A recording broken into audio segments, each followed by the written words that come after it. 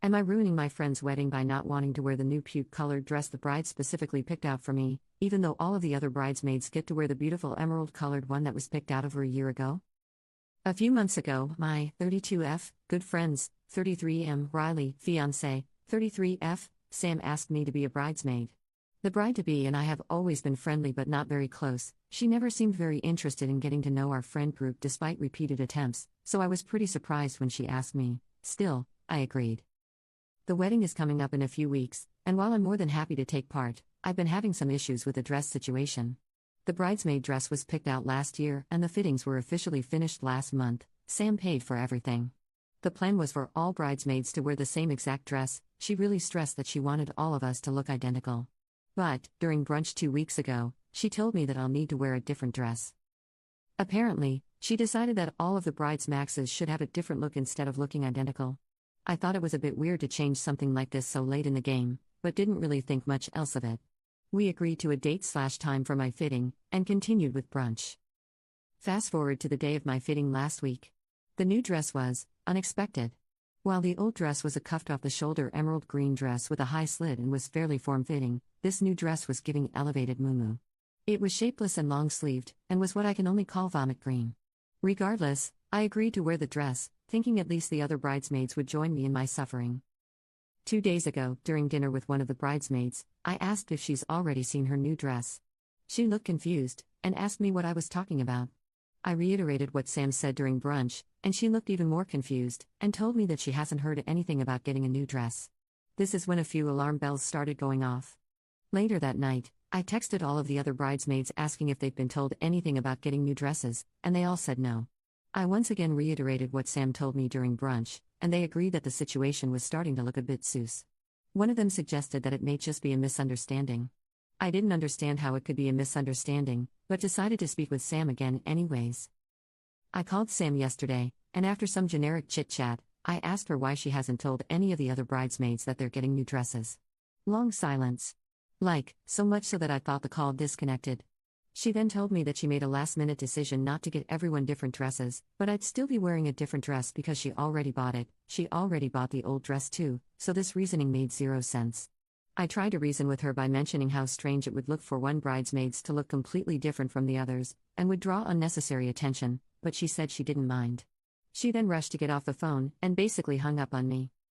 Later that day, I texted her to tell her that I didn't feel comfortable wearing that dress, and I kind of felt like she's picking on me for some reason.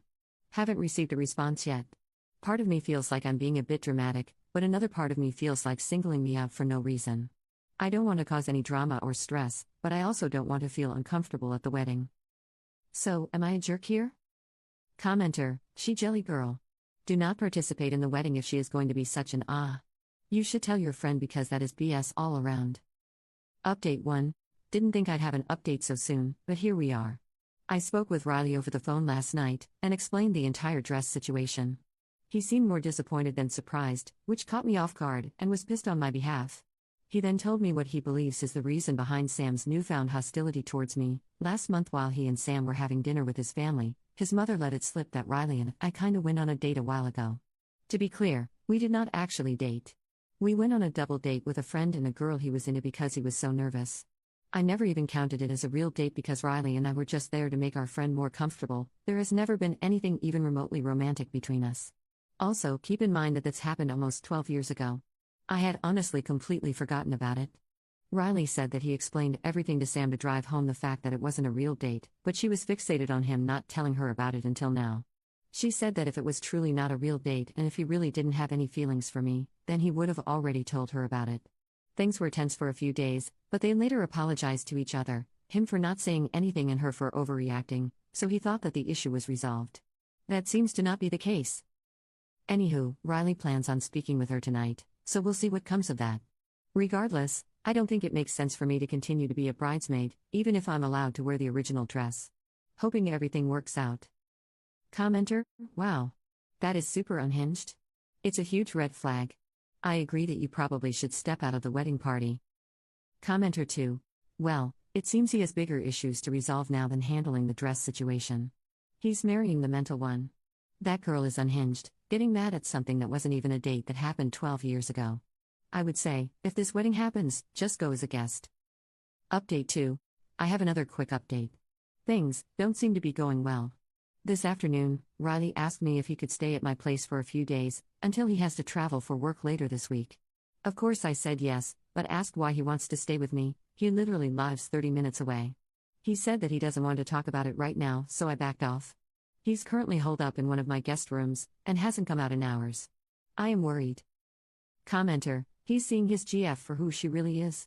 Also, have you considered that Riley may have always had feelings for you, and that's what's making her so mad? I'm sure someone already mentioned this in the comments on the other update, but I am playing catch up. Commenter 2, this is a Sam problem. Not a you problem. Riley should know who he is marrying. Some people are just jealous of everything. But you occupy a lot of rent-free space in Sam's mind. Because she is a jellyfish. Update 3. This afternoon, while Riley and I were at work, I received a call from the security desk of my residential community. Someone was there, claiming that they're my guest, but they didn't have a code and their name wasn't on the visitors list. It was Sam. I told security to deny her entry, which they did. Not even a minute later, Sam called me, but I didn't pick up. She called me thrice before I put my phone on Do Not Disturb, and then 4 more times after I did. She then sent a text saying you were causing misunderstandings. You need to send him back today. I'm home, but Riley is still at work. Haven't told him anything yet, don't want to stress him out while he's working, but will after he returns to my place. Also, haven't tried to contact Sam, and I don't plan on doing so anytime soon. Really don't foresee any convos between us going well right now. Random kind of funny thing to note, since yesterday, Sam has been removing me from the bridesmaid group chat, but the other bridesmaids keep re-adding me after noticing that I'm missing. This has happened 5 times. Commenter, how is Op causing misunderstandings? Sam has done all of this on her own. All the Op did was ask the bridesmaids if their dresses changed and informed the groom. Seriously, what the fudge did she think was going to happen when his close friend walked down the aisle in that monstrosity and no one else did? He'd have known what was happening and why, and he'd have been pissed. Update 4. Last night, after Riley returned to my place after work, I told him everything regarding Sam trying to come to my house, and showed him the text message and missed calls. He was pissed. I have never seen him so angry in all my years knowing him. He was completely silent but looked like he was 2 seconds from setting someone on fire. After letting him cool down for a bit, I asked him if he wanted to talk. He did. He told me that they always seem to argue about the same things. Then, she'd pretend to understand and be all right with everything only to bring it up again in the future. A few examples of the main things she'd say/bring up. Our friend group is toxic and too close. Riley should be thankful to her for keeping his drug habit a secret. A while ago, he mentioned to her that he smoked weed multiple times in uni. He's too secretive about work, and I know more about his job than she does. We're both feds who work in Intel, and our offices sometimes liaise with each other. He spends too much time with his family. He'd suggested couples counseling a few times, but she kept on refusing. They'd been doing pretty well for the past year or so and didn't argue much anymore, so he stopped grinding it up. Apparently, the absolute last straw happened the day he asked me to stay at my place.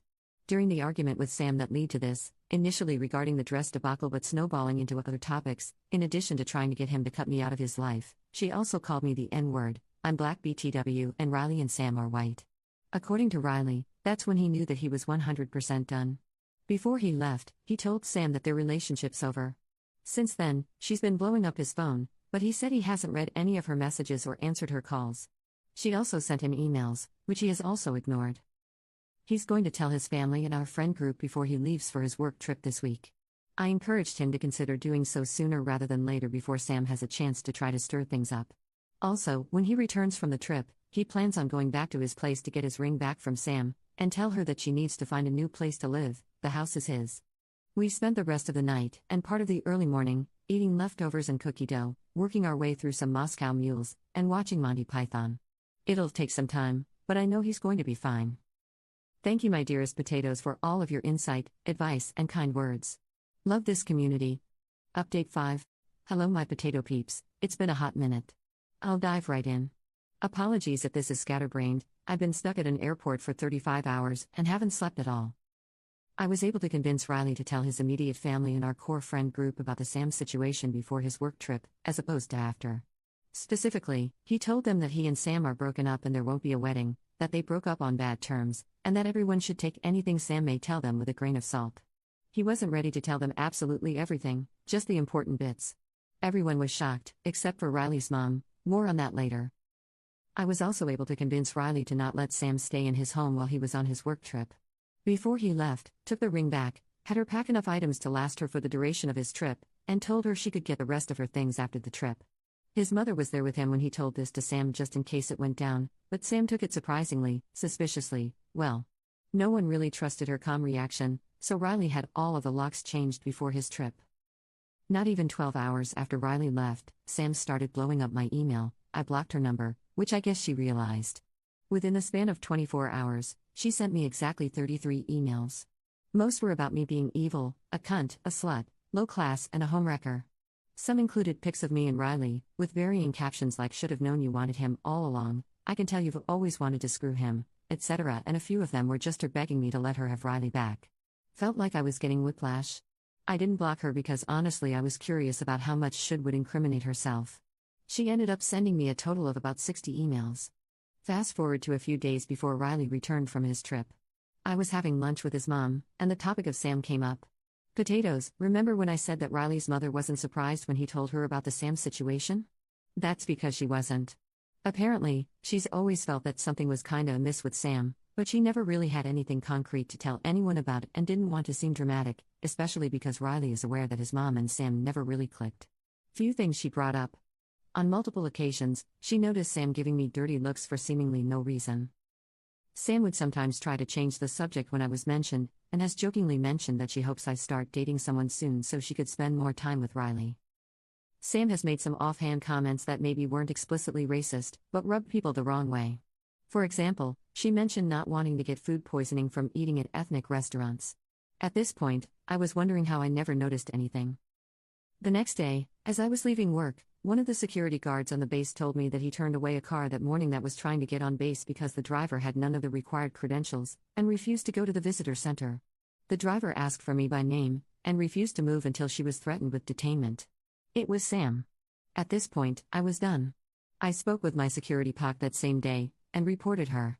A report was filed, and I took that report to Sam's work, and gave it to HR. The following day, I got another angry email from Sam telling me that, because of me, her upcoming promotion had been put on hold. I slept extra peacefully that night. Fast forward to the day Riley returned, the first thing he said as soon as he walked through the door was that he may need a lawyer soon. He told me that a friend of Sam had informed him that Sam is trying to figure out how to file a marriage certificate without Riley knowing. Apparently, she thought she could just forge Riley's signature as well as the officiant's signature, and then file it at the circuit court. I'm pretty sure that's not even possible. What the actual fudge? After that, a few things happened in rapid succession. Riley retained a lawyer, who sent a letter to Sam informing her that what she tried to do was illegal, and legal action would be taken against her if she tried to file the marriage certificate. Sam refused to retrieve the rest of her things until Riley threatened to give everything away. She eventually took all of her stuff, as well as some things that weren't hers, mostly some random framed pictures. Riley has since got them back. Our entire friend group and Riley's family have blocked Sam on everything. I showed Riley the email Sam sent and told him about how she showed up at my job, and he tried to convince me to at least consider getting a restraining order if possible. I haven't tried yet, but I'm holding on to the emails just in case. Sam got a DWI and spent a night in jail. Sam got fired from her job. As of last week, things have been pretty calm. No one has heard from Sam lately, which we're all quite happy about, but we're still keeping our eyes peeled just in case. Riley is still having a hard time, but he's getting better. He's eating pretty normally now, and has resumed participating in group hangs with our main friend group. Looking forward to the day Sam is a distant memory.